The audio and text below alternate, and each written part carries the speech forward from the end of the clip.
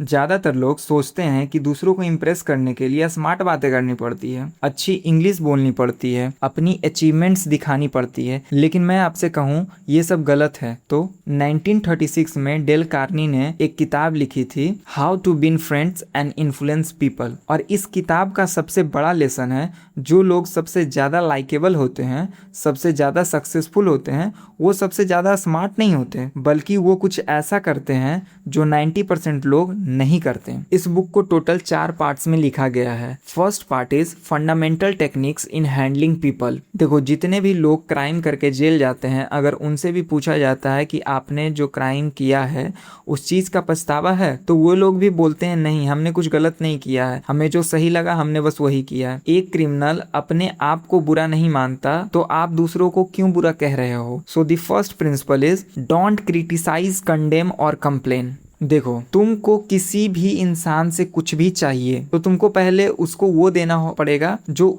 उसकी जरूरत है। और विलियम जेम्स बताते हैं, ह्यूमन नेचर की क्रेविंग होती है इम्पोर्टेंट फील करना, अप्रिसिएटेड फील करना। तो जब भी तुम किसी से अब मिलो तो देखना जेन्युइनली वो किस चीज में अच्छा है, और फिर उसको एक ऑनेस्ट एंड सिंसियर अप्रिसिएशन देना। और यही सेकेंड प्रिंसिपल कहता है, give honest and sincere appreciation. देखो, एक अच्छा सेल्समैन वो नहीं होता जो अपनी हर प्रोडक्ट के बारे में अच्छी अच्छी बातें बोलता है, बल्कि एक अच्छा सेल्समैन वो होता है जो कस्टमर के इंटरेस्ट को समझकर उसके हिसाब से सही प्रोडक्ट उसको दे। एंड नो डाउट इस पॉइंट से सारे अच्छे सेल्समैन एग्री कर रहे होंगे, और हेनरी फोर्ड भी इसी बात को बोलते हैं कि secret to success is to start understanding others person point of view and analyse the situation from both angles. और यही आता है हमारा third principle, give people what they want. अब हम लोग पार्ट 2 को समझते हैं, ways to people like you. जितने भी लोगों को आप जानते हैं, फॉर श्योर ये वो जरूर चाहते होंगे कि उनको भी कोई सुने या कोई सुनने वाला हो। इसलिए जब भी आप किसी से मिलो, आप दूसरे को सुनने की कोशिश करो, उनसे उनके बारे में पूछो। लोग आज सिर्फ अपने बारे में बात करना चाहते हैं, आप सुनने वाले बनो। आपको पता है, जितने भी जानवर पाले जाते हैं उनसे हमें कुछ मिलता है, इसलिए हम उनको पालते हैं। पर सिर्फ कुत्ता एक ऐसा जानवर है जिसे हम सिर्फ इसलिए पालते हैं क्योंकि वो हमसे प्यार करता है। और यही प्रिंसिपल फर्स्ट कहता है, become genuinely interested in others people. आपको पता है, अगर आप लोगों के साथ अच्छा कनेक्शन बनाना चाहते हो, आपको एकदम एक छोटी सी चीज करनी है,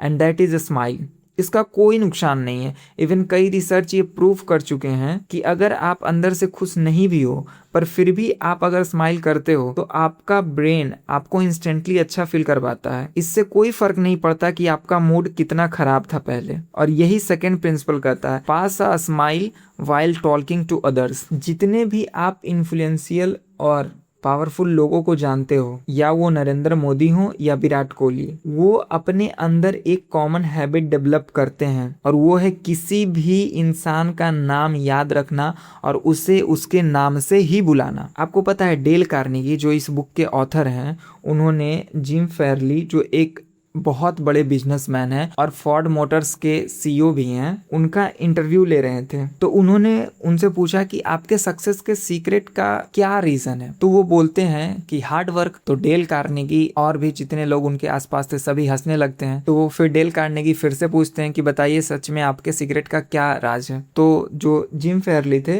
वो कहते हैं कि आपको क्या लगता है कि मेरे सीक्रेट का क्या राज है। तो डेल कार्नेगी उनके बारे में थोड़ा बहुत कुछ जानते थे। तो वो बोले कि आप 10,000 लोगों को उनके नाम से बुला सकते हो। तो जिम फेरली कहते हैं कि नहीं, मैं 10,000 लोगों को नहीं, बल्कि मैं 50,000 लोगों को उनके नाम से बुला सकता हूँ बिना मिस्टेक किए। और यही कहता है principle third, whenever you call to any person और talk to any person, always take name of that person. अगर आपको एक अच्छा कन्वर्सेशनलिस्ट बनना है तो आपको एक अटेंटिव लिसनर बनना होगा। अगर आप चाहते हो कि आप इंटरेस्टिंग बनो, तो पहले आपको दूसरों में इंटरेस्टेड होना होगा। दूसरों से ऐसे क्वेश्चन पूछने होंगे जिनका आंसर करने में उनको अच्छा फील हो। उनको इनकरेज करो उनके बारे में बात करने के लिए। दूसरे लोगों को उनके अकम्प्लिशमेंट के बारे में बात करने के लिए इनकरेज करो। सीधा मतलब आप समझो, दुनिया में किसी भी इंसान को अपने बारे में बात करना पसंद होता है। और यहीं पर हमारा फोर्थ प्रिंसिपल आता है, be a good listener, encourage others to talk about themselves and talk in terms of their interest. जब भी तुम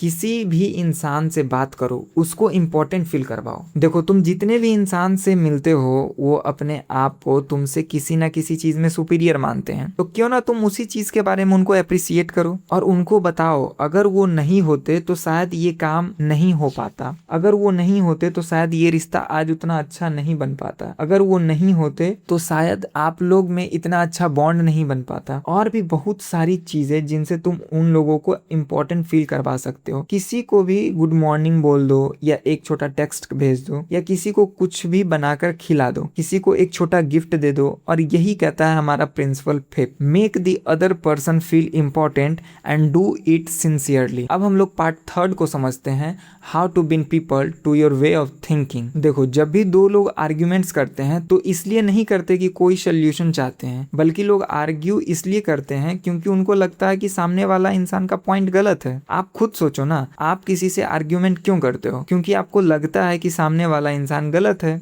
देखो, आप आर्ग्यूमेंट जीत कर भी ना सामने वाले इंसान को 100% सेटिस्फाई नहीं कर सकते कि वो गलत था। और बुद्ध भी कहते हैं, नफरत कभी नफरत से खत्म नहीं होती लेकिन प्यार से हो सकती है, और मिसअंडरस्टैंडिंग कभी भी लड़ाई से खत्म नहीं हो सकती पर समझदारी से हो सकती है। और यही प्रिंसिपल फर्स्ट कहता है, the only way to get the best of an argument is to avoid it. अक्सर ऐसा होता है कि हम बिना दूसरे के ओपिनियन को अच्छे से सुने हुए एकदम से उन्हें गलत बोल देते हैं। पर डेल कार्नेगी यहाँ बताते हैं कि नहीं, हमें कभी भी एकदम से किसी के ओपिनियन को गलत नहीं बोलना चाहिए। और यही हमें प्रिंसिपल सेकंड कहता है, so respect for the others person opinion, never say you are wrong directly. अक्सर ऐसा होता है ना कि हम खुद को लेकर बहुत छोटी छोटी चीजों में डिफेंसिव हो जाते हैं और हमने कुछ गलत किया भी होता है तो हम एक्सेप्ट नहीं करते हैं।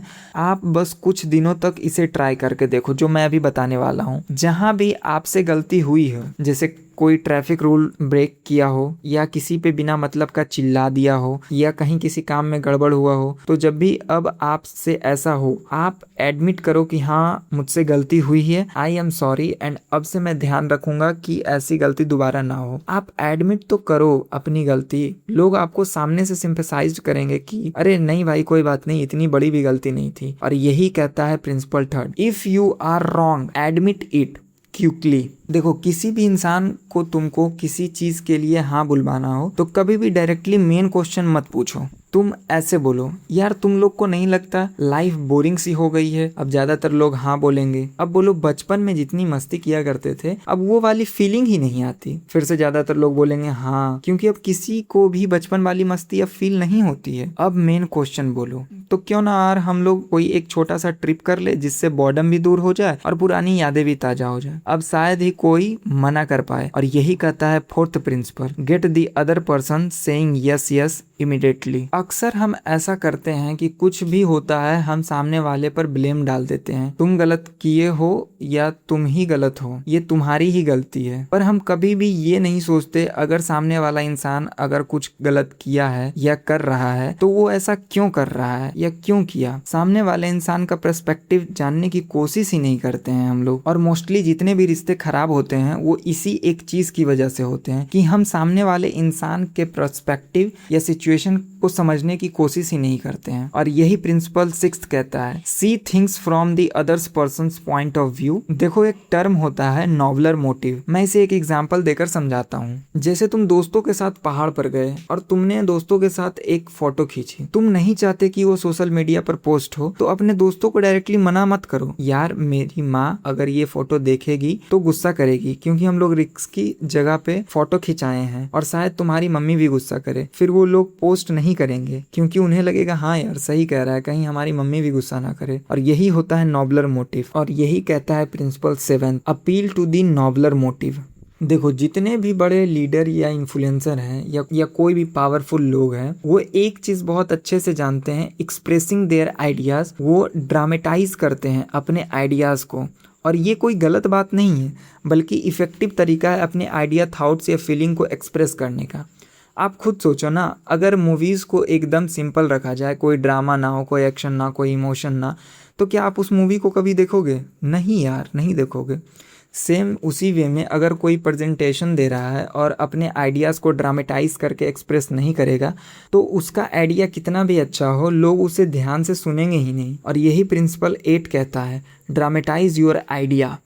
अब हम लोग समझते हैं पार्ट 4 को, be a leader, how to change people without giving offence और अराउजिंग रिजेंटमेंट। जब भी आपके टीम मेंबर कुछ अच्छा करते हैं, कुछ इम्प्रूवमेंट करते हैं, तो उन्हें हर छोटी छोटी इम्प्रूवमेंट के लिए अप्रिसिएट करो। और जब भी वो कुछ गलत करते हैं तो डायरेक्टली उनके मिस्टेक के बारे में बात मत करो, क्योंकि जब भी आप किसी को क्रिटिसाइज करते हो तो उसे वो बहुत ही बुरा फील कराता है, और फिर वो जो भी गलती सामने वाला इंसान किया होता है वो उसे ठीक भी नहीं करना चाहता है। So always remember, call attention to people mistake indirectly. और कोशिश करो कि अपने मिस्टेक के बारे में पहले बात करो, फिर सामने वाले को बताओ कि उसने कैसे मिस्टेक किया है। So the talk about your own mistake before criticising the other person. And कभी भी ऑर्डर मत दो, क्वेश्चन पूछो, आप मेरा ये काम कर दोगे? और जब भी आप ऐसे पूछोगे तो सामने वाला इंसान बहुत कम चांस है कि वो मना करेगा। और जब भी कोई इंसान खुद से कोई चीज चूज करता है कि मुझे ये काम करना है, तो वो उसे बहुत ही अच्छी तरीके से करता है। सो ask question instead of giving direct orders. और अगर आपको किसी से कुछ काम करवाना है, आप चाहते हो कि वो मना ना कर पाए, तो उसको एक अच्छा रेपुटेशन दे दो कि तुमसे बेहतर कोई ये काम कर ही नहीं सकता। फिर वो खुद उस टैग को खराब नहीं होना देना चाहेगा। और जितने भी बड़े लोग हैं या जो भी आपके